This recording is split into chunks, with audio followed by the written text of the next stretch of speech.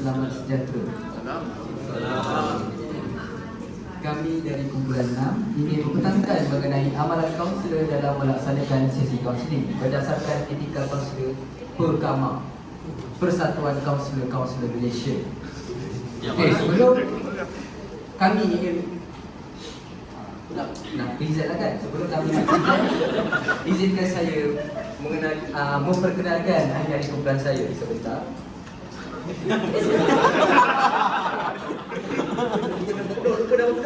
Lupa nama penuh.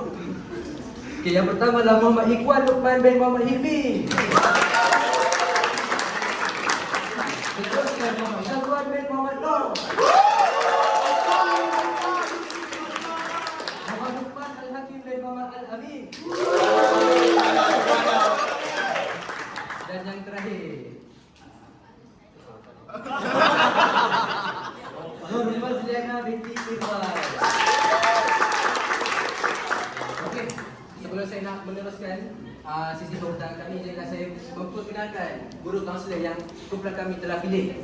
Okey, nama beliau adalah Encik Khairul Nizam bin Saleh. Beliau mengajar di sekolah menengah kebasan Bagan Trap Sahabat Bernam Selangor. Sekolah saya tu. Beliau berkhidmat selama 19 tahun dan beliau merupakan lepasan ijazah pertama di universiti kita kan. Beliau dalam di bidang kaunseling di UPSI, Universiti Pendidikan Sultan Idris. Okey, terima kasih. Dan saya serahkan kepada ahli kumpulan saya.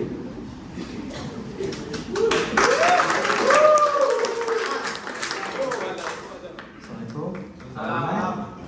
Ilham bin Ilham. Hari ini saya akan menerangkan tentang pengenalan. Untuk bajet kami ini, seperti kita tahu, sesi kaunseling ini adalah untuk membantu pelajar. Mana sesi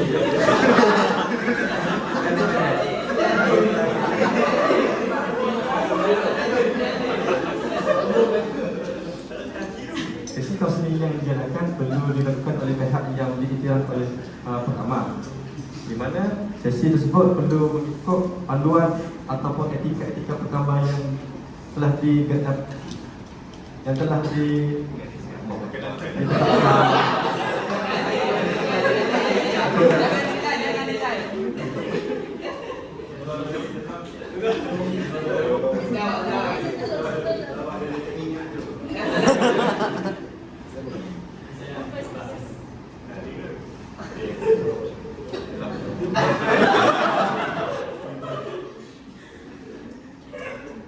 setiap guru kaunseling yang melakukan sesi perlu mengikut etika Perkama bagi mengelakkan percanggahan yang berlaku dengan etika Perkama tersebut. Setiap sesi yang dilakukan perlu mengikut Perkama bagi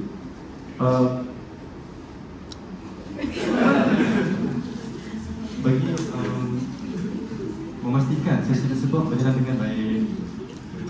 Saya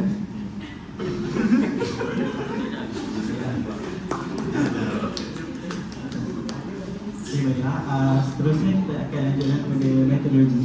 Sebab itu metodologi bermaksud cara-cara ataupun kaedah untuk kita memperoleh, menganalisis dan mengintegrasikan data ataupun maklumat yang kita dapat. Salah satu cara-cara ataupun kaedah yang kumpulan kami gunakan adalah hasil pada wawancara yang telah kami jalankan. Sebagai contohnya, kami jalankan satu wawancara bersama Encik Khairul Nizam secara dalam talian ataupun secara online dengan mengajukan ataupun bertanyakan beberapa soalan kepada dia, kepada beliau. Okey, seterusnya cara dan kaedah yang kedua kami gunakan adalah dari segi dapatan pada internet lah. Okay, contohnya dapatan kami dalam jurnal, artikel dan juga kaedah-kaedah yang lepas yang telah direkodkan secara saran ataupun daripada sumber-sumber yang dipercayai. Okay, seterusnya saya persilakan.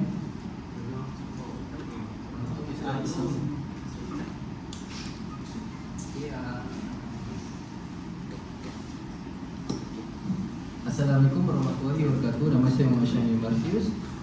Saya akan teruskan pembentangan pada hari ini. Okay. Untuk soalan pertama yang telah diajukan kepada Cik Kai ataupun Cik Bukai, masa boleh dipanggil Cik Bukai, bagaimana kaunselor memastikan bahawa hubungan dengan klien adalah rahsia dan sulit untuk diungkapkan kepada pihak luar. Okey, ini adalah benda yang sangat penting lah antara tim kaunselor dengan klien ni.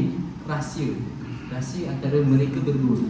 Okey, jawapan beliau adalah melalui kontrak sosial antara klien. Kontrak sosial antara klien ni dia adalah salah satu kata sepakat antara beliau, antara klien dan kaunselor, supaya daripada sepakat antara berdua boleh wujudkan satu hubungan yang baik antara beliau, antara kaunselor dan klien, dan boleh mewujudkan satu hubungan yang dipercayai oleh klien lah. Jadi bila klien dah percaya dengan kaunselor, jadi dia bolehlah nak share masalah dia, nak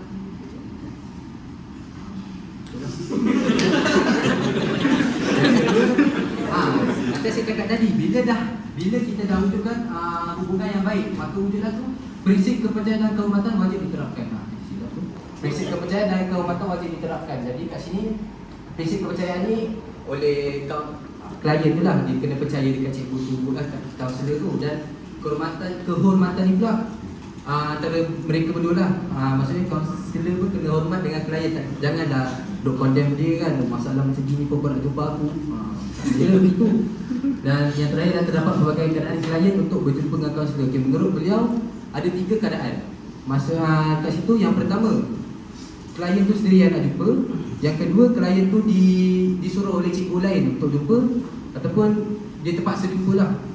Macam isap buku, kau kena tangkap, kau kena jumpa dengan klien tu. Itu antara 3 keadaan yang klien kena bila klien berjumpa dengan kaunselor. Okey, seterusnya soalan kedua. Okey.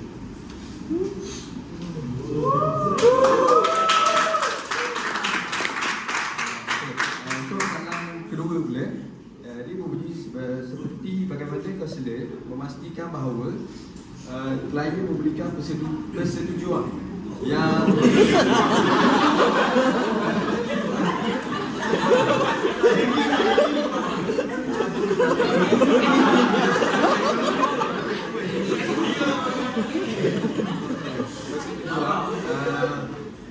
sebelum kita melakukan sesi kaunseling. Okey, persetujuan ni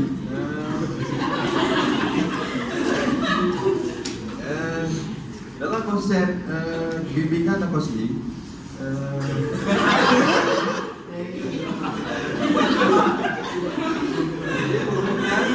kebenaran atau persetujuan yang diberikan oleh klien kepada saya. Jadi cikgu kan dia dalam sesi wawancara membuat dia menggunakan konsep ECHO. Konsep ECHO ni maksud untuk konsep ECHO, dia merujuk kepada kepercayaan dan hubungan kita dengan klien. Jadi bila ada hubungan dan kepercayaan, di situ kita dapat membina persetujuan antara kaunselor dengan klien. Okey, seterusnya beliau menegaskan lagi bahawa kaunselor bertanggungjawab untuk menerangkan tentang keseluruhan sebelum sesi kaunseling itu berlaku. Jadi ia merangkumi 3 komponen utama. Yang pertama, tujuan apa kita melakukan kaunseling. Apa tujuan kita? Takkan tak ada tujuan. Yang kedua ialah faedah yang mungkin diperoleh kepada klien ataupun kaunselor itu sendiri. Dan terakhir, pendekatan yang digunakan. Pendekatan nota ada.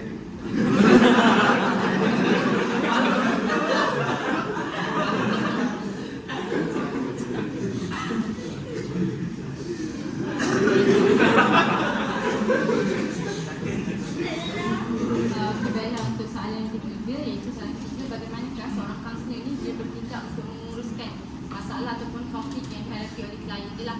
Jadi untuk poin yang pertama, sebenarnya Encik Khairul ni yang kami temu ramah, dia menegaskan bahawa setiap kaunselor ini dia mempunyai cara ataupun metodologi sendiri untuk menangani klien mereka sendirilah. Jadi poin yang pertama adalah sifat kepercayaan. Sama seperti dalam soalan 1 sebentar tadi, penting sifat kepercayaan itu diberikan oleh seseorang klien kepada kaunselor ni. Bagaimana kita sebagai seorang klien nak bercerita kepada kaunselor sekiranya kita tidak percaya. Macam ibaratnya kita tak akan rasa cerita kita tu selamat berada dalam tangan mereka. Jadi kita tak akan boleh bercerita dan tak ada sifat terbuka terhadap kaunselor kita. Jadi kaunselor tidak dapat membantu kita lah. Dan seterusnya adalah poin yang kedua, tidak terburu-buru mendengar masalah yang dihadapi oleh klien. Kita ketahui bahawa dalam sesi kaunseling ini terdapat 7 prosedur yang kita gunakan. Okey, yang pertama adalah menyediakan sesi, yang kedua adalah membina hubungan. Okey. Untuk tidak terburu-buru mendengar ni, klien ni bila dia bercerita kepada kaunselor, dia adalah bersifat sebagai pencerita yang aktif.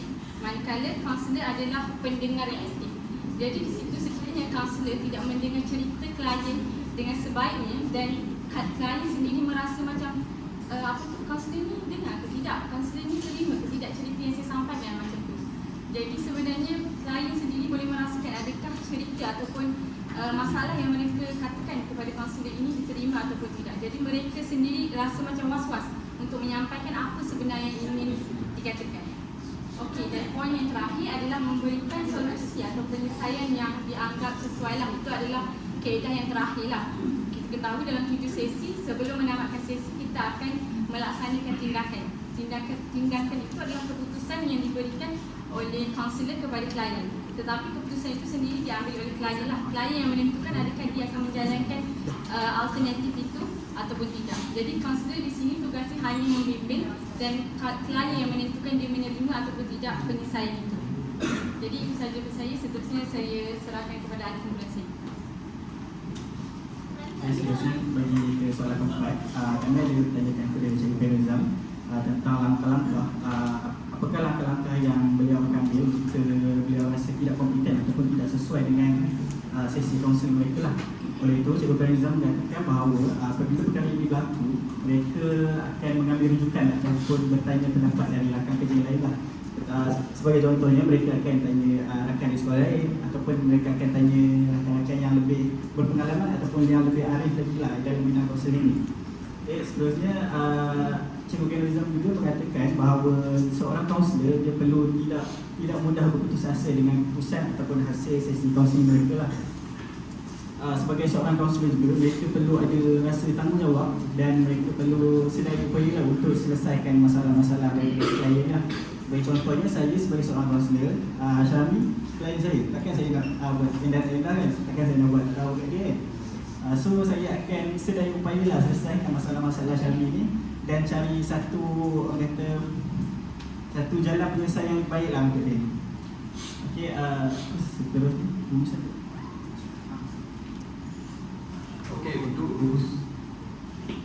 untuk kesimpulannya, pertama ni sebuah organisasi yang penting dalam mengendalikan sesi kaunseling. Mana penting dan sangat mudah bila kaunseling bertemu dengan klien. Bila menggunakan perkama ni diterapkan kepada kaunseling tersebut, ia menjadi sesi tersebut menjadi lancar dan baik. Okey, itu refleksi semua. Baiklah, untuk refleksi keseluruhan, kita tahu bahawa pentingnya prinsip-prinsip etika dalam menjalankan tugas lah. Okey, prinsip etika ni ibarat panduan ataupun rujukan yang diikuti oleh seseorang lah. Jadi sekiranya diikuti panduan tu dengan baik, maka dia akan menghasilkan penyelesaian atau alternatif yang berkesan lah. Dan poin yang kedua adalah melalui beberapa aspek kaunseling ini dapat memastikan bahawa mereka menjalankan sesi kaunseling dengan penuh tanggungjawab. Okey, macam kita tahu sesi kaunseling ini ada 7 langkah. Jadi sekiranya penyelesaian ataupun jalan keluar yang diberikan oleh kaunselor tidak bersesuaian dan telah dilakukan oleh klien tetapi tidak membuahkan hasil, kita akan kembali pula kepada langkah yang keempat, iaitu mengenal pasti semula punca masalah yang terjadilah. Jadi ada step ataupun prosedur-prosedur yang diikuti untuk memastikan sesi kaunseling itu berjalan dengan penuh tanggungjawab dan juga komitmen. Jadi itu sahaja daripada kumpulan kami. Sekian, terima kasih.